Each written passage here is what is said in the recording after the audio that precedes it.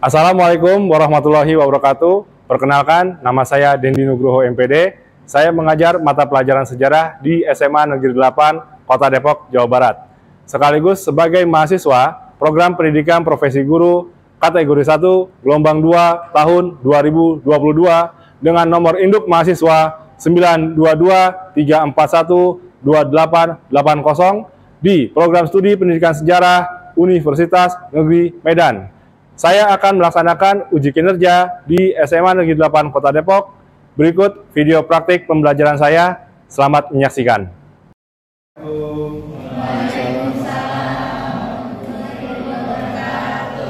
Selamat siang semuanya. Apa kabar? Gimana akhir pekannya? Menyenangkan? B aja, Pak. B aja.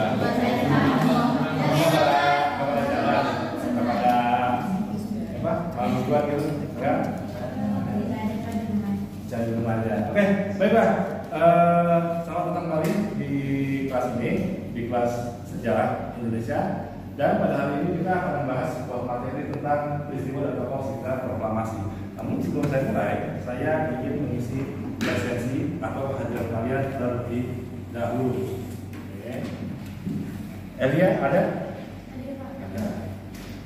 Ajeng? Hadir, Ines, hadir, Naik,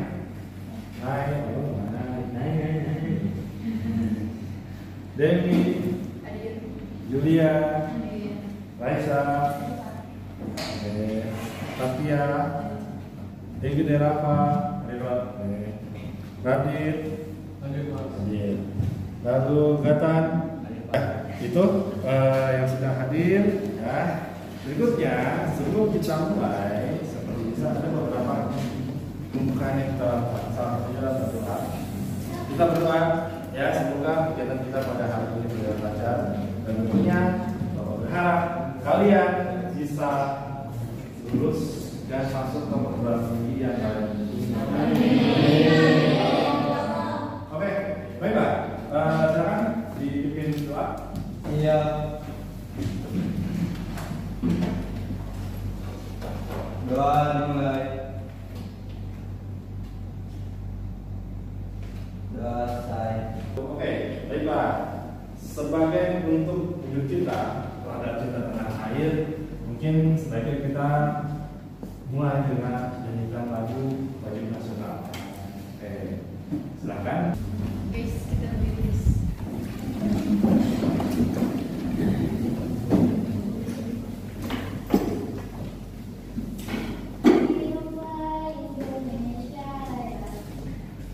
Indonesia tanah airku, tanah tumpah darahku. Di sanalah aku berdiri, jadi pandu ibuku.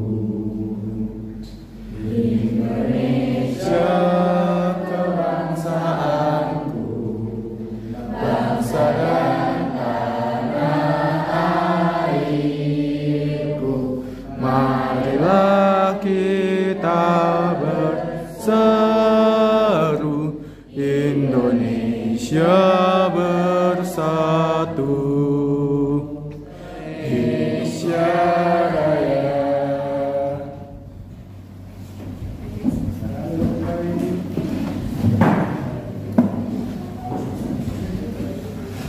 Oke, baiklah. Rekan-rekan sekalian, ada yang masih ingat nggak pertemuan kita terakhir membahas tentang apa? Hah? Ya. Restorasi Meiji. Oh, we talking about Japan. Yes. What do you know about Japan? Yes, we know about Japan. Kemudian apa lagi? Ya, komik-komiknya dan One Piece baru saja tamat setelah sekian lama dari zaman Bapak masih SMA terbit, muncul dan tahun sekarang kalau 15 tahun.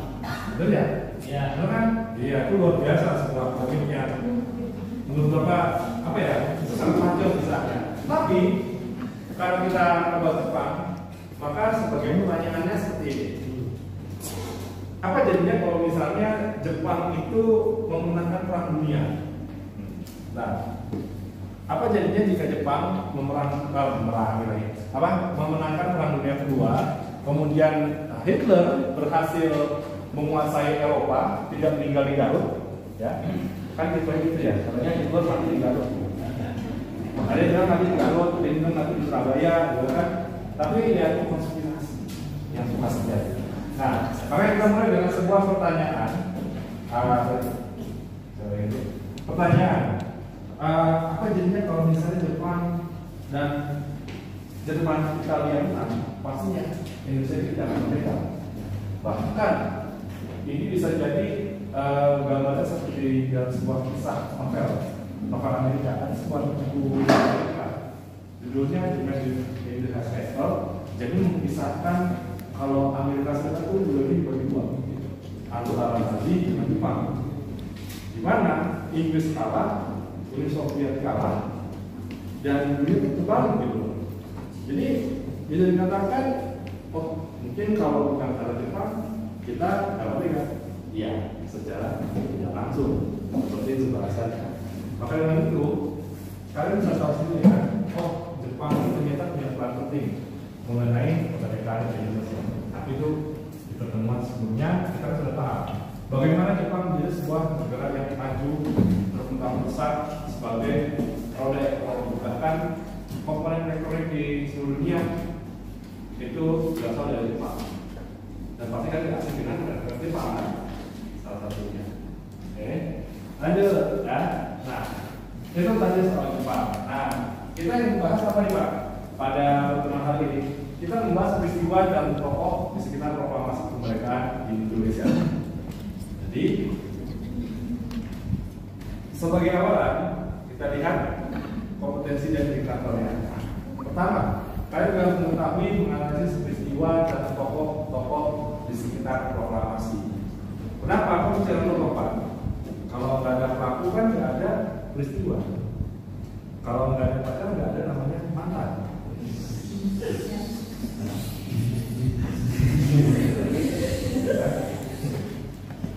Itu jangan menganalisis dan peristiwa dan tokoh di sekitar proklamasi. Jadi di proklamasi Indonesia ini kira-kira ada peristiwa apa saja dan tokoh-tokohnya apa aja yang muncul. Kemudian menyajikan hasil rekonstruksi dari hasil tersebut.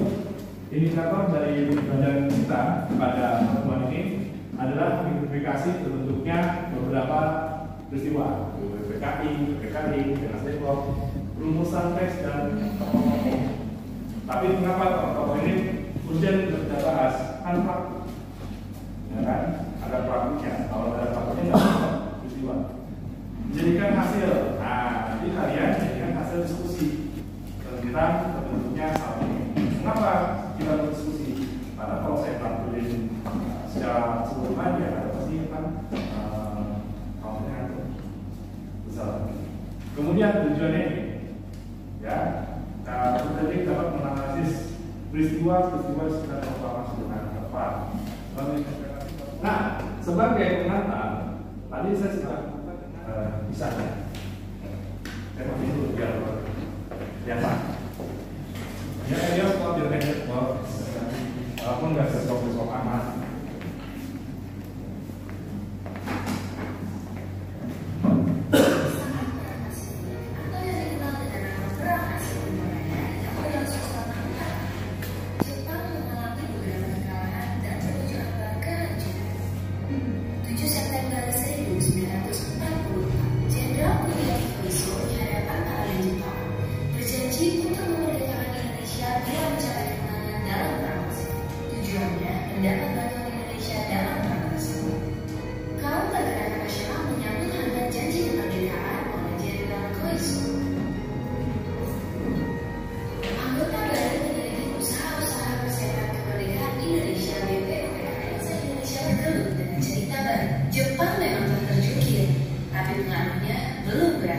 Ini dialami oleh fotografer merdu bersaudara dalam merekam dan menyebar proklamasi. Jepang menghancurkan kamera Alex Mendur, sang kakak.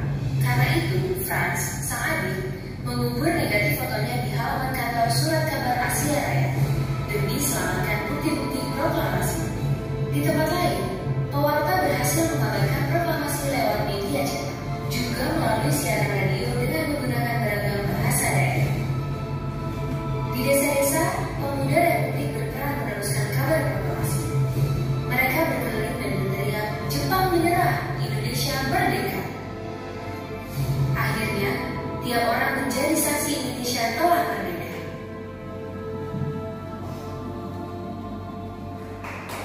Oke, itu tadi video singkatnya, sederhana tapi singkat. Namun muncul suatu pertanyaan. Nah, pertanyaannya untuk kalian adalah seperti ini. Kalian kan udah lihat videonya.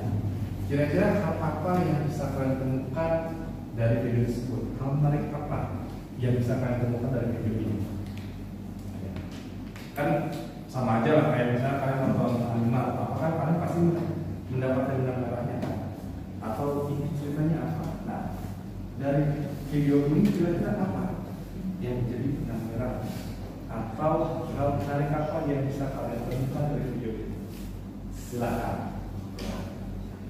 Kalau sudah melakukan Indonesia, tapi ini sebenarnya masih berusaha memberikan pengaruh buat negara Indonesia agar masih bisa mendapatkan bagian dari Indonesia. Bagiannya. Jepang masih ada pengaruhnya di situ di dalam video itu. Oke, tidak apa-apa.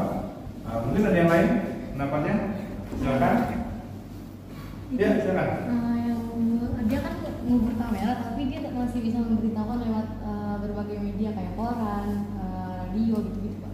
Oke, mengumpulkan berita. Tapi bisa nggak melalui surat kabar atau media cetak ya? Jadi dari beberapa penjelasan kalian mungkin bisa saya simpulkan, memang kerajaan Indonesia ini adalah jalan yang sangat panjang, jalan yang sangat panjang yang tentunya berpengaruh dengan kondisi Indonesia pada hari ini. Namun kalau misalnya tanya hal menarik adalah berkaitan dengan tadi informasi. Kenapa informasi? Nah, kalau bukan karena adanya dokumentasi dan informasi, mungkin kemerdekaan Indonesia tidak akan sampai ke berbagai daerah.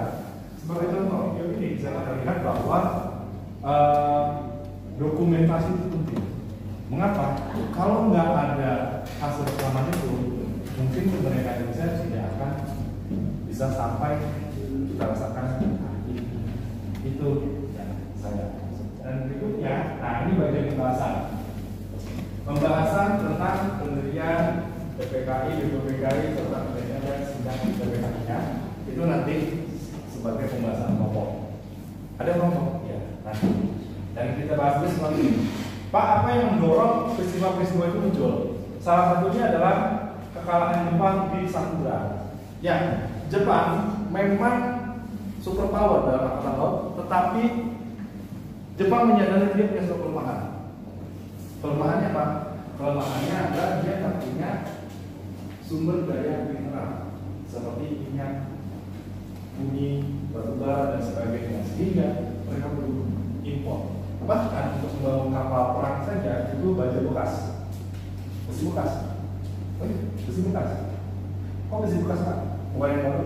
Ya akan lebih murah, tapi bisa didaur ulang Pak. Sudah bisa didaur ulang. Itu yang dilakukan oleh Jepang. Oke? Nah, Jepang mengalami kekalahan seperti di Hiroshima, Saipan, Okinawa, dan lama-kelamaan posisi Jepang itu semakin oke. Kemudian ini kekalahan Jepang di Samudra yang mengakibatkan akhirnya mulai didirikannya BPUPKI. Nah, for your information, pendiri BPUPKI ini adalah sebagai berikut: mencari simpati. Kita mulai dari pertanyaan ini, simpatinya, karena saya pakai simpati. Perhatian. Simpati apa? Perhatian, Pak. Hah? Perhatian. Cari muka. Hah? Cari muka. Oke, boleh. Jadi pula. Simpati apa? Perhatian. Ayo, simpati. Perhatian.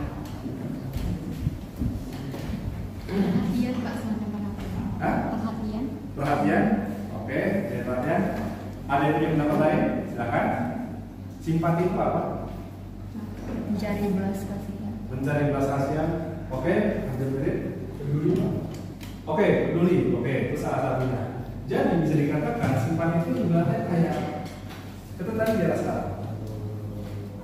Kamu udah mana? Kamu lagi apa? Besok ada acara nggak? Ya. Yes. Upaya-upaya mencari simpati nggak? Iya, jelas. Ya.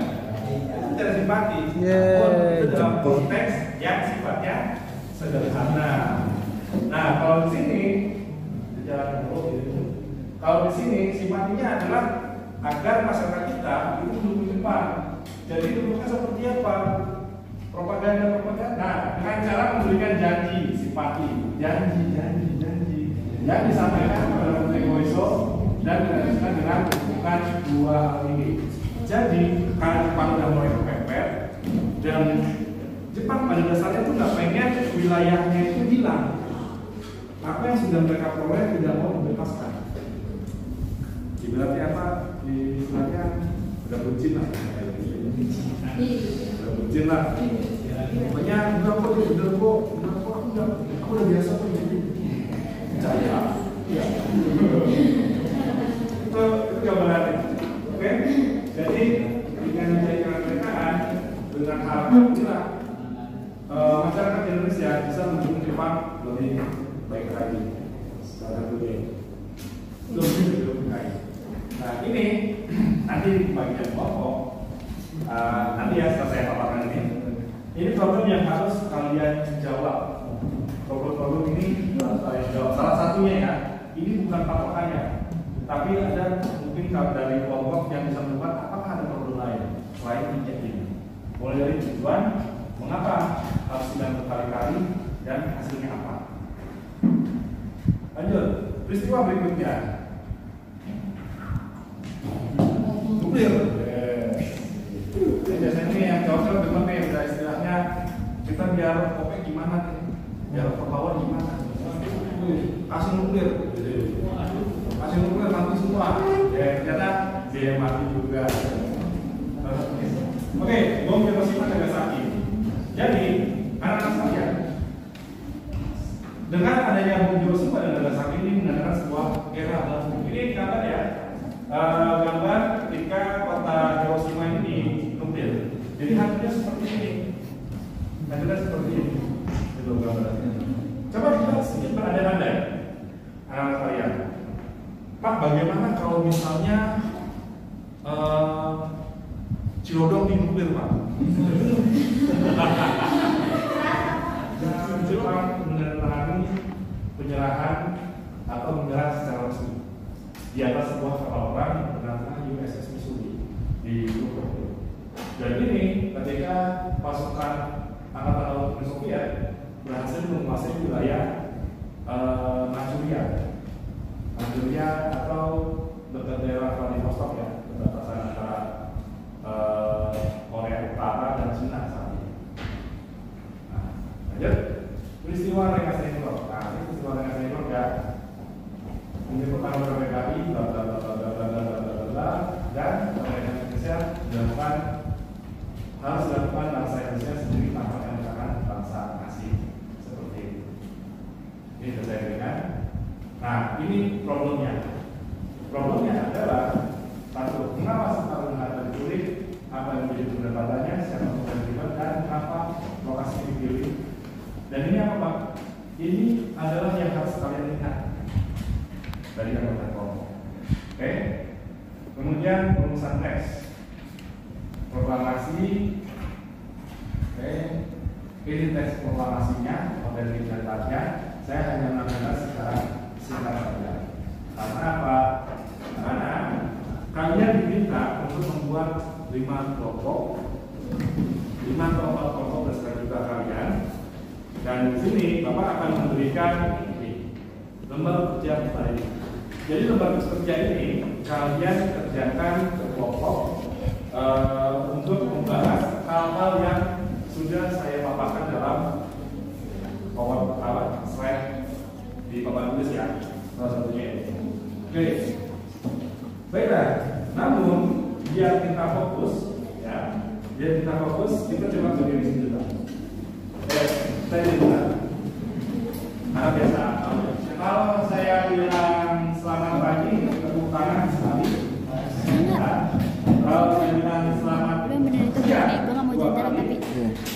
Kalau selamat sore 3 kali.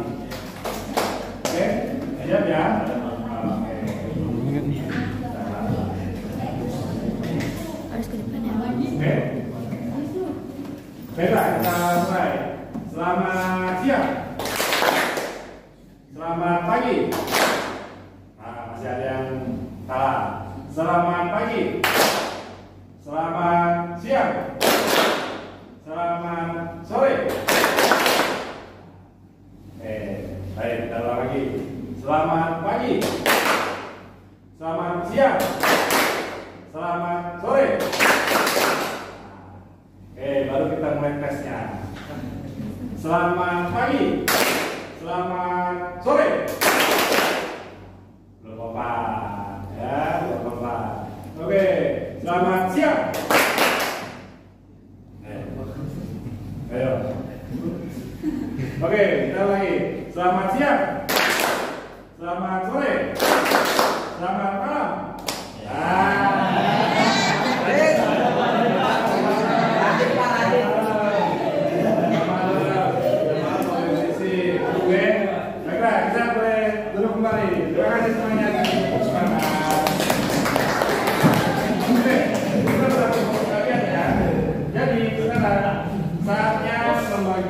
Silakan kalian duduk sesuai kelompok yang sudah dibuat. Silakan.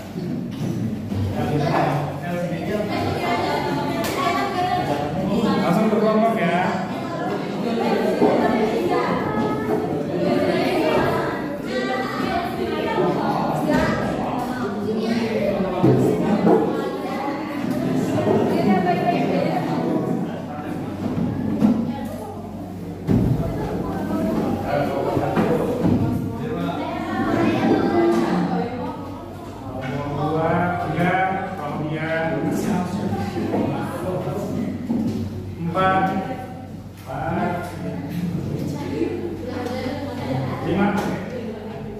Silakan kalian baca petunjuk di lembar senjata. Silakan.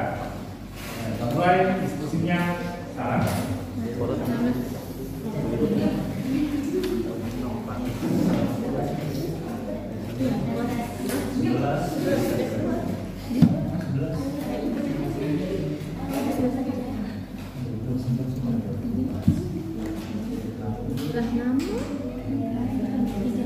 Oh iya, materi pembelajaran teks rumusan ya? Itu rumusan teks informasi coba kan pikirin enggak?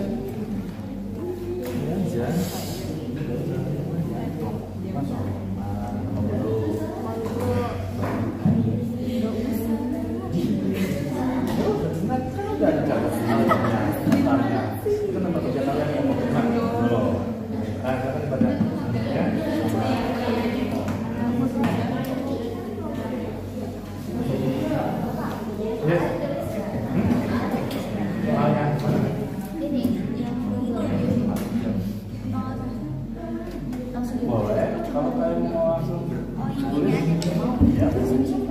Yang penting kalian yang jelasin tadi kalau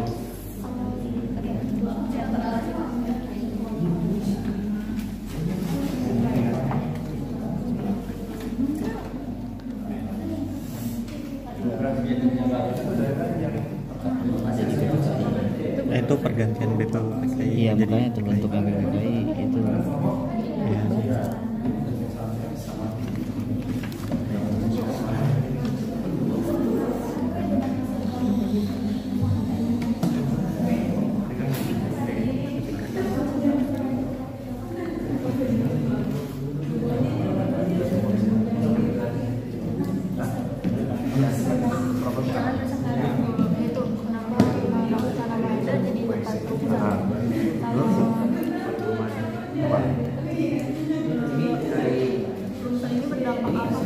Itu kan ada beberapa link itu. Nah, itu coba kalian telusuri itu. Termasuk yang ada mana dulu kalian kasih apa jawab pertanyaan. Ada sih dia bukan yang itu coy.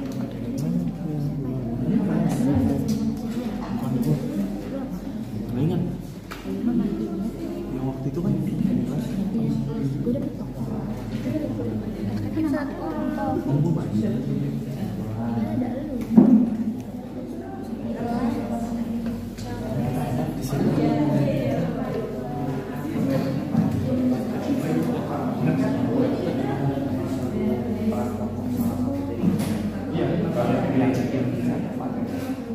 Perannya seperti apa kalian ini? Ini rumahnya terserah. Saya mau pilih. Dan Pak Soekarno berarti perannya sebagai apa? Perannya sebagai apa dan bagaimana? Perannya dalam itu bagaimana?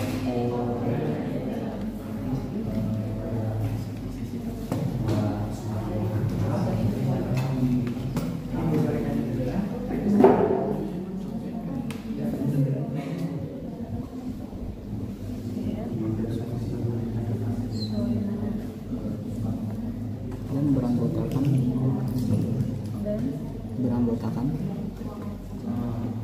Van, ini kan sumbernya dari mana kan? Yang penambahan anggota PPK ini? Oke, silakan dimulai. Assalamualaikum warahmatullahi wabarakatuh. Waalaikumsalam. Nah, di sini kami dari kelompok 1 akan membahas tentang BPUPKI dan PPKI.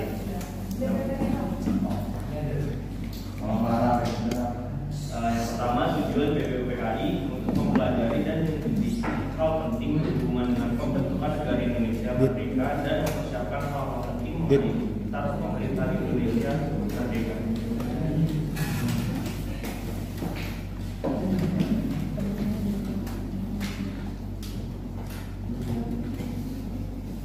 Yang kedua, menurut Anda mengapa BPUPKI harus melakukan sidang berkali-kali? Karena pada sidang pertama hanya menghasilkan satu buah, yaitu dasar negara, dan berikutnya sidang kedua untuk membahas rancangan undang-undang dan rumusan dasar negara.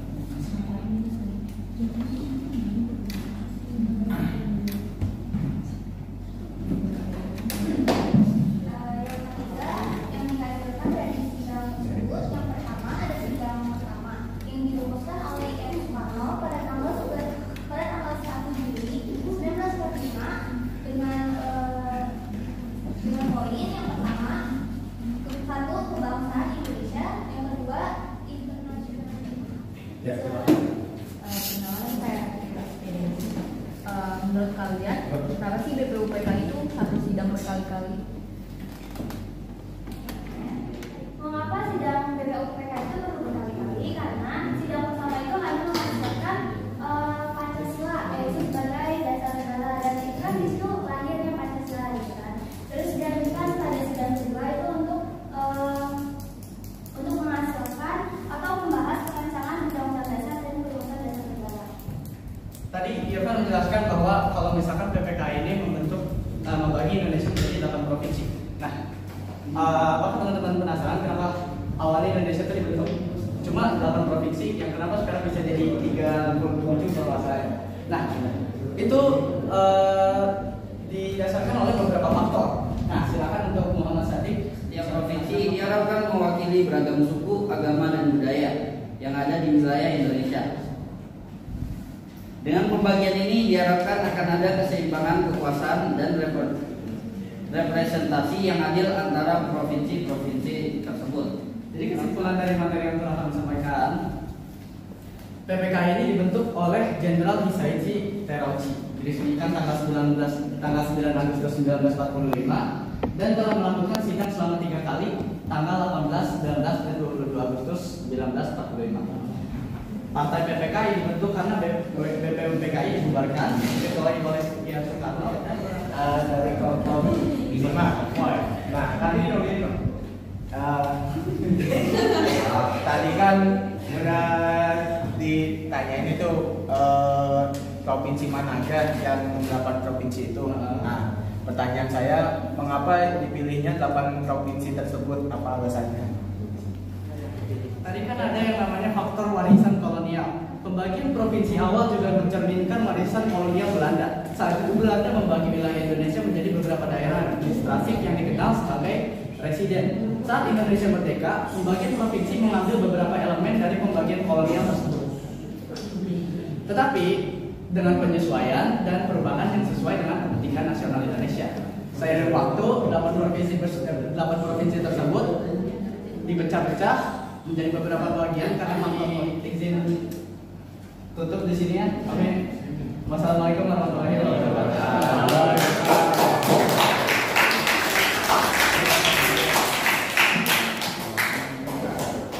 Itu adalah hasil presentasi dari masing-masing kelompok berkaitan dengan permasalahan yang sudah kalian paparkan. Nah, dari beberapa hal tersebut, mungkin saya bisa memberikan kesimpulan ya sebelum masuk penutup. Pak, kenapa sih kayak misalnya tadi pertanyaannya kenapa harus 8 provinsi dulu? Kenapa harus 8? Karena memang melihat situasi Indonesia saat itu. Kenapa? Ketika bisa merdeka, apakah kita langsung kaya ekonomi? Tidak. Karena kita masih punya kendala. Kenapa? Demikian. Karena 8 provinsi ini memang pada dasarnya sedang memiliki wilayah yang dikuasai oleh Belanda. Terdiri dari berapa presiden. Maka nggak heran, usia wilayah di daerah Indonesia itu bahkan melebihi Indonesia sendiri. Misalnya kayak Jakarta 500 tahun, Bogor, Cirebon, hingga ke wilayah Surabaya dan sebagainya, mereka sudah eksis terlebih dahulu. Tetapi itu salah satu alasannya mengapa wilayah di Indonesia awalnya hanya 8. Pertimbangannya tadi salah satunya adalah ekonomi, tapi bisa saja ada pertimbangan yang lain. Itu adalah contoh. Jadi itu yang bisa saya simpulkan ya, bahwa ketika Indonesia merdeka, masalah tidak langsung selesai, tapi muncul masalah yang baru. Itulah yang menjadi akhir tujuan pembelajaran kita pada hari ini. Nah, berikutnya kita masuk ke bagian ini. Nah, kita kan sudah memasuki materi yang sudah dibaca dan kita masuk ke refleksi. Ini nggak perlu kalian tulis, tapi saya pengen mungkin sebagai refleksi kalian ya. Ini apa yang telah kamu pelajari, apa yang kalian sukai dari pembelajaran hari ini, pembahasan apa yang paling menarik menurut kalian, dan hikmah pelajaran apa yang kalian ambil dari materi ini. Nah, sebagai refleksi, Bapak akan memberikan ini satu persatu untuk kalian. Jadi yang kalian baca di sini kalian bisa tuliskan di belakang. Satu persatu ya. Tuh.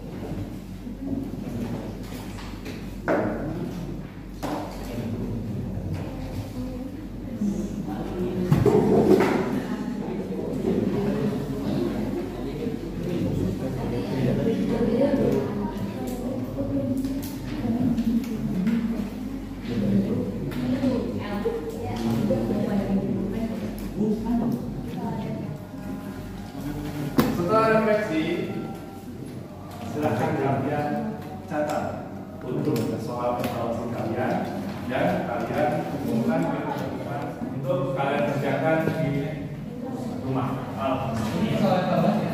Ya, evaluasinya.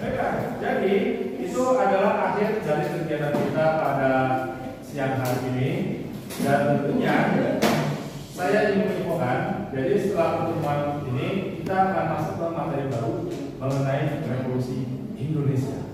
Ya, revolusi Indonesia. Jadi atau berakhir, ada kalian kita merapikan bambu dan meja. Oke, sambil sama-sama juga ya.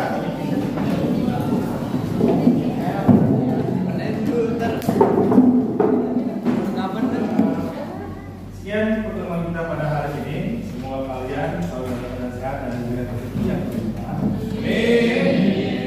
Dan tentunya semoga impian kalian baiklah. Sebelum kita kembali ke rumah kita masing-masing, silakan kelasnya untuk mengikuti fokus.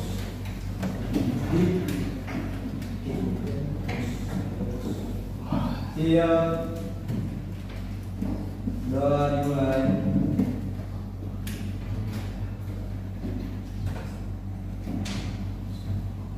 Doa saya memberi saya